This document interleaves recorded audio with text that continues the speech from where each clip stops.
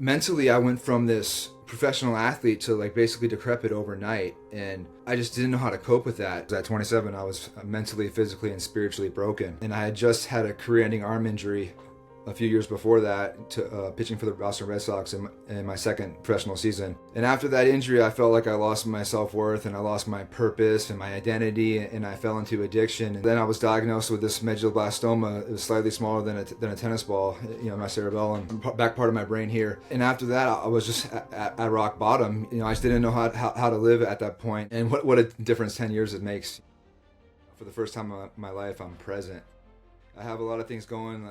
I'm starting a motivational speaking career. I just finished a book. I'm involved in all these things with the hospital, with my therapy dog. I'm present. How I've learned to heal through all the things that I've gone through is by helping other people. I share my message and help others, and the best way I feel I can do that is by sharing my story through speaking. I always had this hole inside me especially when I was younger and I was growing up, and I always felt different. I felt like I didn't belong. But then I also had this feelings of special, and I'm special, I'm different, I'm great, whatever. And playing baseball at an early age was a way for me I loved the game, but it was a way for me to find that identity. It was like the path of least resistance for me to be great at something. I knew that's who I wanted to be. That became my identity, and that's all I wanted to do was be this professional baseball player. Because it was really a way for me to keep everybody at arm's distance, because I was really just afraid of rejection, and I was full of fear and insecurities. And so, but I practiced and I got really good at it, and I quickly learned that the better I performed, the more attention and validation that I got. And baseball became essentially my first addiction in that sense. And then as I performed and improved, I played on better teams, and I got a scholarship to the University of California, Berkeley. Go Bears, by the way. Then, I started to drink a little bit of alcohol here and there, and I started to use these other substances in my life to help me maintain this character off the field. And I always managed to keep it in control, to a sense, as long as I had baseball in my life, because baseball was like my North Star, my higher power. Actually, I was drafted by the Boston Red Sox. But when I lost baseball, I lost that sense of purpose, self-worth, my identity. I just didn't care anymore, and that's why I became an addict. And how addiction works is you progress to the next level, and eventually the opiates eventually became to heroin. And then once heroin entered my life, I had no capacity to live a dual life or think about anything else. I was only focused on getting more. And then fortunately my family and parents started to take notice, and they helped me get into treatment. The cancer diagnosis, I think, was a gift for me in a sense. So I was completely sober when that happened, and I started to experience these headaches, these unique type headaches that would, I would pass out, my eyes would roll in the back of my head, and I'd wake up later not knowing what was going on. I'd go into work, and then the light I would be so sensitive that I'd be having to wear sunglasses inside, and then I would just nod off again, or it just kept happening. It kept getting worse and worse every single day. And my girlfriend at the time, who I lived with, she had thought that I was using drugs again, rightfully so. And so she thought I relapsed again, which is understandable. And then one day she just dropped me off at the emergency room. Right when I got dropped off there, when you go in there complaining about your head and the symptoms that I was talking about, they immediately got me right into the doctor, into the MRI, and that's when they diagnosed me. I was in Arizona at the time, and my mom had flown in from California.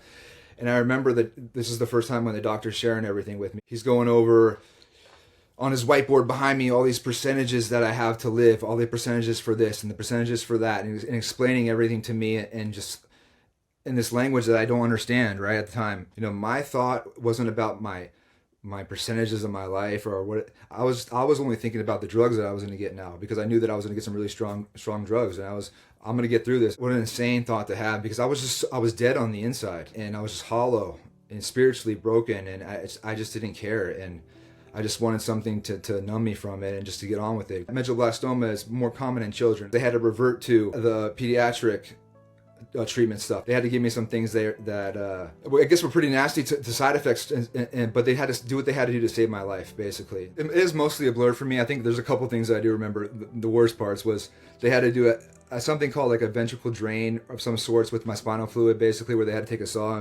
and puncture a hole in the top of my head with a catheter. I had to be awake for that. That wasn't fun. I remember that. And then I had to have, multiple brain surgeries because in order for the treatment to work, they had to remove the tumor completely. And in order for me to have a chance at recovery, they had to remove the tumor completely, and then chemotherapy and radiation. So the first surgery, they only got 80% of it. And so they had to do an MRI after, and that wasn't fun. And then right after, and then go back and the next day and take the other 20% out. And once they were able to do that, then I had a few months off where I had to go see the oncologist and do all these other things, let it heal before we started the chemotherapy and radiation. For me, the acute stuff at the hospital, the cutting into my head and all that, it was that's just pain. It was hard, but I got through that pretty easily. I've been pretty used to being in pain at that point, but what was really hard was the chemotherapy and radiation. Just the side effects and what it did to my body, the way it made me look. They had to build that special cage for radiation where they had to bolt my head down so it wouldn't move, like the radiation blasted the back of my skull. So it was going through the back of my head into my teeth, so I tasted metal for a year, so I was just losing weight so much, and I lost all my hair. I remember waking up one morning and just getting an itch and my hair falling out, and then it just took a toll on me. It's a tumor of the central nervous system, so I started to experience this pain that I never experienced before. I just had this buzzing all over my body. It started at my brain and would go down like to where I could almost feel every signal being sent. And I had this strange hypersensitivity and numbness, like peripheral neuropathy basically, but it was a little bit more intense than that, to where I didn't have any feeling really in any of my individual toes, but I also had sharp needle-like pain all over. And it made it really hard to walk, and I didn't have any spatial awareness, and so I would often stub my toe, which was the worst thing ever. And then my front shin muscles, the anterior tibialis, were numb, and that's like the part of your legs when you walk, it goes like this. So jumping and running were out of the question. Mentally, I went from this professional athlete to like basically decrepit overnight, and I just didn't know how to cope with that. And my solution was always substances, and I turned back to, even after I learned I was in remission, even after the treatment, I turned back to substance abuse and opiates and eating heroin. I was told I couldn't have children. I didn't know if I could physically be that way with again with anybody. I never had any reoccurrences of the tumors or anything like that. Fortunately, like I said, it's been 10 years now. I used painkillers before because for my mental pain, right? I wasn't in physical pain. Now I'm in physical pain too. So it's a whole new ball game. Not only am I mentally in pain, I'm physically in pain too. So I think part of your brain, I think, justifies it, the usage, right? Because I'm in physical pain and I need it. But at the same time, once I went back to that, to that drug use again, and my family saw that, and my girlfriend saw that, and then everybody left. And so now I'm alone again, more so than ever. And I got to that bottom where it's such a lonely place. And so I was just getting by day by day. There's a difference, between surviving and living, right? I was just surviving, just waking up to the next day. And it got to a point where I was out in Arizona when my mom and my girlfriend left, and I couldn't take care of myself alone anymore. And so I moved back with my parents in California. Even fortunately, they let me move back in with them. And my mom had brought Lingo home one day. So my therapy dog was the first good thing to really happen to me in a long time. And he kind of brought me outside and into some fresh air, and he changed the way I viewed the world. Just a creature to love me. That I just didn't have that. Lingo taught me how to be present, because that first time when I was with him, I wasn't caught up in the past or I wasn't worried about the future. I was just in the moment. And that's being present, being in the moment is where I heal. And that's what he showed me. And I knew that in order to keep him, if I wanted to become his handler, that I had to get better. I had to work on myself. I learned how to meditate and focus on my nerves and just really sit. I learned to do? I learned to sit in my pain, and I learned to have a relationship with it. And once I did that and just kept doing it, it became easier and easier. Because when I first started lifting weights, anything that I got over like 100 to 150 pounds, my head would feel like it was in a fishbowl and I couldn't do it. But the more I started meditating and the more I started working with my nerves, the more I did it. And even if it hurt, I still did it. I started reading books, and I started to read all these stories about all these people that have gone through these challenging times. Because what happened to me was so unique, and I couldn't find any research on anybody that had gone through it the way that I had. So I had to do things differently in that sense. And I was doing all this research on neuroscience and stuff I don't really understand, but I was trying to understand it and to figure out what was going on with me, because I had no answers. I spent hundreds of hours meditating, focusing on moving my limbs, my fingers, and without moving them, but just sending signals. And slowly I started to get feeling back. My movements became more purposeful, and I started back into the weight room, and I started to do all these things. And as my movement turned purposeful, so did my thinking. And that's when I learned how to start taking personal responsibility. and to, you know, think about my past in a different way, and just started to really work on myself. And I owe all of it to Lingo entering my life. When he was ready to retire, I was able to officially adopt him, with the promise that I would continue his work as a therapy dog to help other people in the way that he helped me. When I'm disciplined, when I have all these little wins every day, I start a routine, then that builds my self-worth from the inside out. And that's what I had to create. And it wasn't easy, you know. I was mad at the world, you know. I was mad at God. I was mad at baseball. I was just mad at everything, and I was really mad at myself. And once I just really became willing and honest with myself, you know, I was able to see, like I said, see things in a different light. And so for me, it was about gratitude. When I came to the realization that all the bad things that happened to me were my fault, like products of choices that I made, then I could open up and start to have gratitude. And gratitude wasn't easy for me. I had to start, part of my routine was writing 5 things down that I was grateful for every day.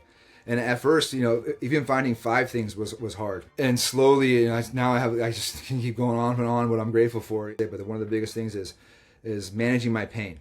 Like, I'm not going to eliminate it. I can't. I've accepted that. But if I can manage it, then I can live in a world that's beyond me. Because when I'm in pain, mental or physical, I can only think of myself.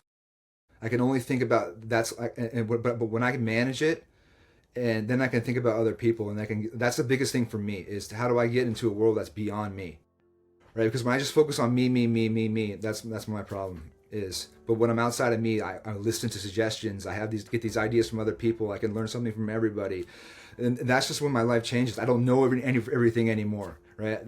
That's just you know, when you're the smartest guy in the room, you're the only guy in the room, right? I've been in a room by myself for a long time, you know. So I went through, you know, a lot. There's just a lot of pain, a lot of misery. But to think of an innocent, you know, child go through that broke my heart more than anything. That was the motivation why I started to work with Lingo at Rainbow Babies Children's Hospital in Cleveland, and that's the way it started. It started, you know, the little bit of joy that we could bring, you know, to the kids that are going through the hardest time of their life. And Lingo hops up on the bed with them, and then, you know, they pet him, and just teaches me so much every day, every time I go there, right? Because when we're there, we're visiting the patient, the kids, they're just petting Lingo, but I'm not talking to them, right? I'm talking to their parents and their families. It makes me think about my family, my mom sitting next to me in that hospital room. As difficult as those thoughts are to have sometimes, I could only have those thoughts when I help somebody else without expecting something in return. So what do I do with the gift I've been given? That's the perspective that I have to have. It's like, what do I do with it? I've been given this gift. And how do I do that every single day? How do I show up for my loved ones? How do I show up for my family? How do I make my living amends for the things that I've done? And how do I be there for them? How am I impeccable with my word and be reliable? And how do I share my story? And I just found this purpose in my bones to be able just to share the things that I've gone through, to maybe that'll prevent somebody else from going through the things that I've done. And I've had that I say it's a gift now, like, because the subtitle of my book is how losing my professional baseball career, drug addiction, and brain cancer saved my life. Because going through all those bad things, they saved my life. They turned me into a person that I would have never been if I didn't get injured or gone through those things. And I'm grateful for it, but how do I show that gratitude? And I have to do it every day, because gratitude is an action word. It's how I show up. That's my purpose now. I just hope that I can share my story to as many people as I can help, and hopefully that they know that they can get through the hardest times they've gone through, but they can also thrive afterwards too. Thanks for watching. If you were moved by this video, we invite you to continue by watching this video here on your screen. Also, please subscribe to The Patient's Story right here so you can stay up to date on our videos. Our goal is to help humanize cancer and help you feel less alone.